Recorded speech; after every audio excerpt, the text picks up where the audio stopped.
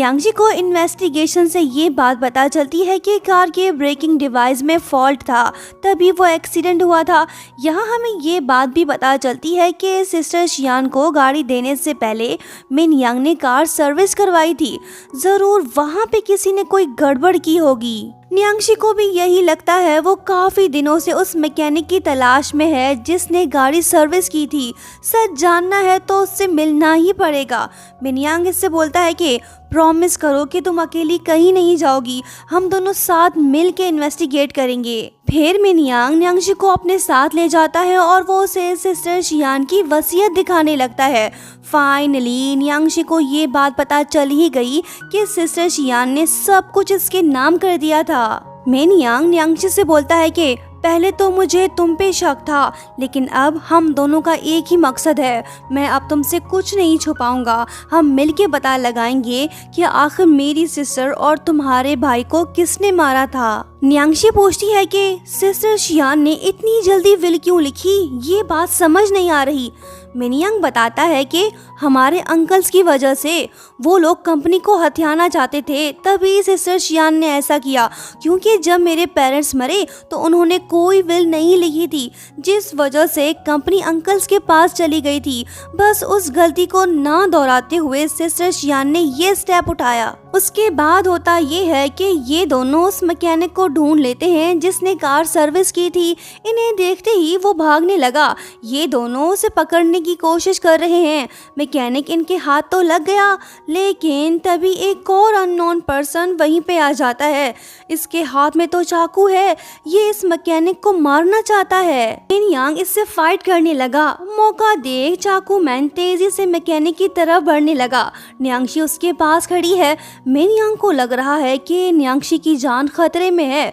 फिर क्या ये न्यांगशी के आगे खड़ा हो जाता है ताकि उसे कुछ ना हो। इसने लड़की को तो बचा लिया, लेकिन खुद को नहीं। चाकू लगने की वजह से मिन यांग सीरियसली इंजर्ड हो गया। न्यांगशी काफ़ी परेशान हो गई। ये मिन यांग को हॉस्पिटल ले गई। थैंकफुली मिन यांग को कुछ नहीं हुआ। इसकी हालत अब खतरे से बाहर है। न्यांगशी इसके साथ है। जीजी भी अपने अंकल की तबीयत पूछने आ गया। बोलने लगता है कि अंकल आप ठीक तो हो ना, जल्दी से घर वापस आ जाओ ताकि मैं आपको आंटी के दूसरे सीक्रेट्स भी बता दूं। न्यांगशी बोलती है कि बेटा अंकल को आराम करने दो, तुम जाके पढ़ लिख लो। मिन यांग न्यांगशी को बताने लगता है कि तुम्हारे भाई के आर्ट गैलरी में हमें बहुत से एविडेंस मिल सकते हैं, हमें वहाँ पे ज़रूर जाना चाहिए। न्यांगशी इसकी इस बात से एग्री करती है। मिन यांग हॉस्पिटल से डिस्चार्ज होके अपने घर वापस आ गया है। जब ये तीनों साथ बैठे होते हैं तो तभी न्यूज़ से इन्हें ये बात पता चलती है कि वाटर वेव आर्ट गैलरी में आग लग गई है। फिर क्या ये बात जान के दोनों वहाँ पे जा पहुँचते हैं। इन्होंने देर कर दी, कुछ नहीं बचा, सब कुछ जल के राख हो गया। आखिर कोई तो है जो एविडेंस को मिटा रहा है। कौन हो सकता है तो कोई करीबी जो इन दोनों के आसपास ही है। देखते हैं कौन है वो धोखेबाज। आज न्यांगशी का बर्थडे है। जब जीजी अपनी आंटी को विश कर रहा होता है तो मिन यांग को भी ये बात पता चल जाती है कि आज न्यांगशी का जन्मदिन है। रात हो गई, तीनों साथ बैठे हैं। बर्थडे पार्टी का सीन ऑन है। मिन यांग न्यांगशी को गिफ्ट देता है। लड़की खुश हुई। ये तो वही डॉल है जो न्यांगशी को उसके भाई और भाभी ने गिफ्ट दिया था। मिन यांग बोलने लगता है कि अब से मैं तुम्हें प्रोटेक्ट करूंगा। मेरे दिल में तुम्हारे लिए प्यार कभी कम नहीं होगा। इसकी बातें सुन के लड़की तो रो पड़ी। जीजी बोलने लगा कि अंकल आपने आंटी को फिर से रुला दिया। वो बोलता है कि मैंने तो कुछ नहीं किया। न्यांगशी बोलती है कि बेटा अंकल का कोई कसूर नहीं, बस कुछ पुरानी यादें ताज़ा हो गई तभी मैं रो पड़ी। जीजी बोलता है कि ओके अंकल जी, जा, इस बार तुझे माफ़ किया। अगली बार अगर आंटी का एक भी आंसू निकला तो मुझसे बुरा कोई नहीं होगा। मिन यांग बोलता है कि ठीक है छोटू महाराज, शुक्र है कि तुम मुझे जिंदा छोड़ रहे हो, मेरे लिए यही काफ़ी है। न्यांगशी ने बर्थडे विश मांग ली। ये तो बस यही चाहती है कि ये तीनों हमेशा साथ रहें। चंद पल की खुशी के बाद अब घबराने का टाइम आ गया है। मिन यांग के फ़ोन पे किसी अननोन पर्सन का मैसेज आ गया। उसने एक फ़ोन नंबर भेजा है। जब मिन यांग उस नंबर पे कॉल करता है तो तभी इन्हें रिंगटोन की आवाज़ सुनाई देने लगती है, मतलब कि फ़ोन घर में ही बज रहा है।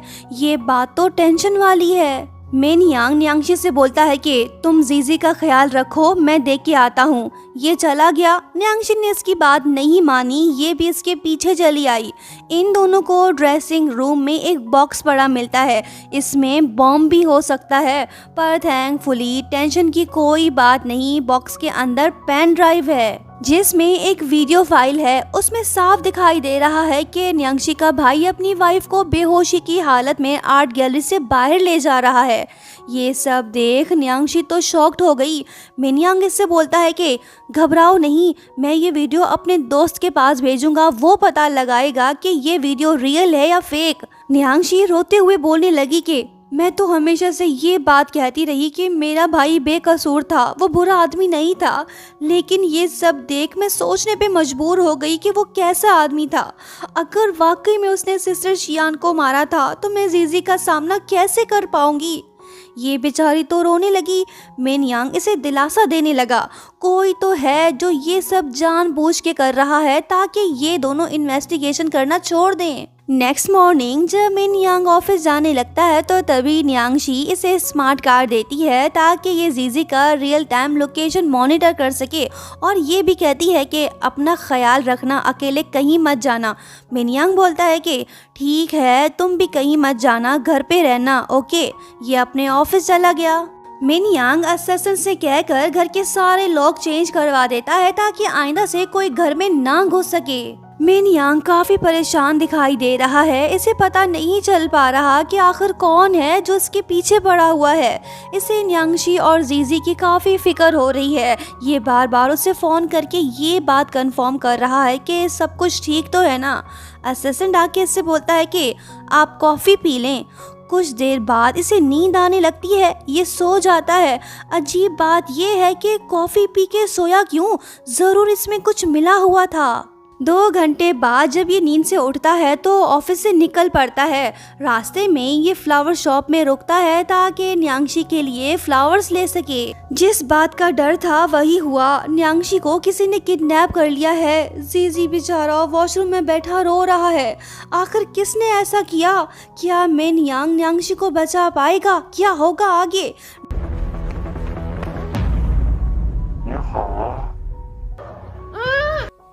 ड्रामे की हैप्पी एंडिंग होगी या फिर सैड? दोस्तों लास्ट पार्ट काफ़ी इंटरेस्टिंग होगा, देखना मत भूलना। लाइक शेयर सब्सक्राइब और हाँ, प्यारा सा कमेंट करते हुए जाना। Thank you so much for watching. Bye bye.